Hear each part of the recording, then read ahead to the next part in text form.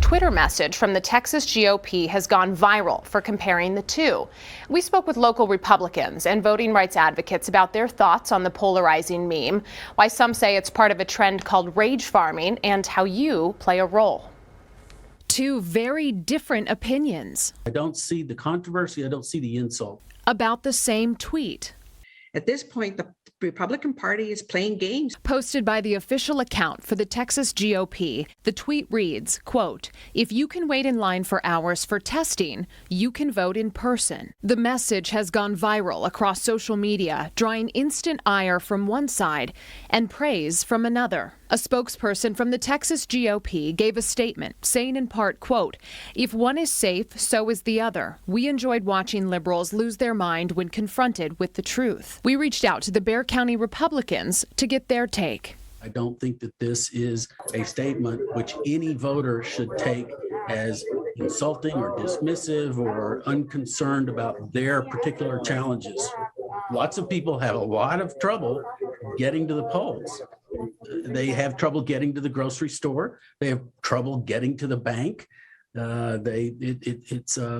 It's unfortunate. Lydia Camarillo with the Southwest Voter Registration Project has a different opinion. First, my impression of what the party is doing what it's normally doing these days, trying to create division, spilling lies. That photo is from the New York Times. It's a New York article. It's not even Texas. The message amplifying anger about two major issues, the pandemic and voting rights. Teal pushes back, saying there are no issues with voting rights in Texas. I recognize that it is not great to be poor or disabled. There are very, very many poor and disabled Republicans, and it's not fun. Life presents challenges. But I don't believe that voting is beyond the ability of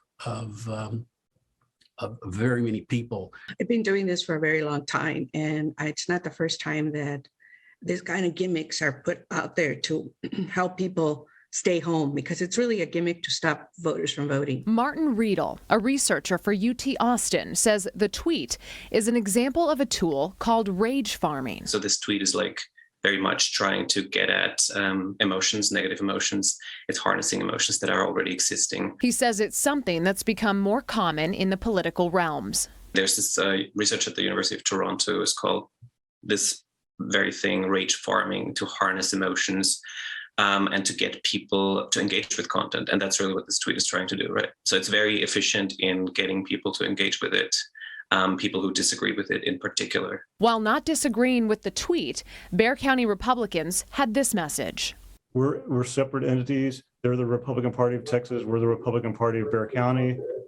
They don't run any press conferences or tweets by us. So we're really, we're all on the same team. I want people to vote. I want everyone to vote. Tonight, a San Antonio company is celebrating another successful year in business. Herb from the Curb barbecue sauce was first developed and sold at a roadside barbecue pit back in 2002. Now, 2 decades later, the sauce is sold exclusively throughout hundreds of H-E-B stores across the state. Fox San Antonio's Darian Trotter shows you the success story underscores that old saying that dreams do come true. This didn't happen for no reason. For every item scanned at checkout, there is a backstory. Specifically how the product became available for sale to the masses. We wouldn't be where we're at now if it wasn't for this woman. A story like that of Herb and de Haviland Watts. I've always wanted us to be business owners. Their dreams of becoming successful entrepreneurs became more obtainable after attending several business seminars. They would eventually set their sights on a roadside barbecue pit for sale back in 2002. They both thought could be an opportunity, that we've been looking for. Herb first needed to convince the boss to invest the startup cost of about $12,000. She was hesitant and wanted nothing to do with it, but gave it more thought. And I just said, you know what, face your fears, let's just do it. Fast forward, She said, yeah. the world of smoked barbecue wasn't completely foreign to them. Trade secrets have been passed down in their family for generations. We've grown up around it, backyard barbecues. Yeah, we have. Their road to success was rather bumpy the first year. In fact, it was a very slow start. We would get cars just zipping by, people turning around and saying, I've been wanting to come here for the longest. I keep passing it, so this time I turned around. Over time, they were able to bottle their barbecue sauce, selling small amounts at several neighborhood stores. So you probably didn't know that. Thanks to word-of-mouth promotion. Big. Huge. Big, huge. It's like the number one aspect of the business. Herb kept his day job, where for years he shared his dream of making it big, selling his sauce at H-E-B. Oh, I'm proud of you. You did the homework. Working curbside luggage pickup for Southwest Airlines is where he came into contact with people who helped take their business to the next level. Checking people in. I had a habit of looking at the bag tags and to see the names on them. And if I saw an H-E-B name on there, that was ding. With lots of prayer and by working his sources, they were able to set up a meeting with decision makers at H-E-B. It was their lucky break, and they had the nervous energy that came with it. Going into the meeting, you don't know what to expect. The meeting of their dreams just happened to be offered on their wedding anniversary, canceling prepaid plans. So we dropped everything. You think we got upset about that? No. We thought, forget that trip. Instead of flying to Denver, they packed up samples of their barbecue sauce and gave their best pitch to H-E-B executives. By the end of that meeting, they were in. We couldn't believe it because we felt like they accepted us in.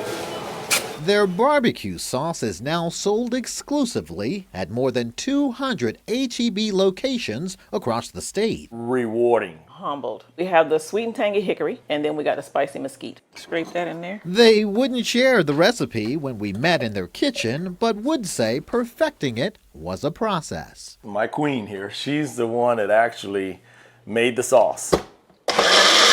The Haviland's mom gave her some pointers, and it just got better and better. We started hearing it more and more. Started believing it. Y'all smell it? Good. A labor of love that developed over time, much like their relationship. The two met in second grade and remained close friends throughout high school. I liked her the whole time. I never did stop liking her. It wasn't until Herb served in the military that he professed his admiration and asked her out. Good job. Okay, girl. The couple now has 2 children in their 20s. A good love story. Herb from the curb never stopped chasing and got the girl of his dreams. And together, they're enjoying a successful business venture. Dreams do come true. Together, with God, all things are possible. Darian Trotter, Fox News at 9.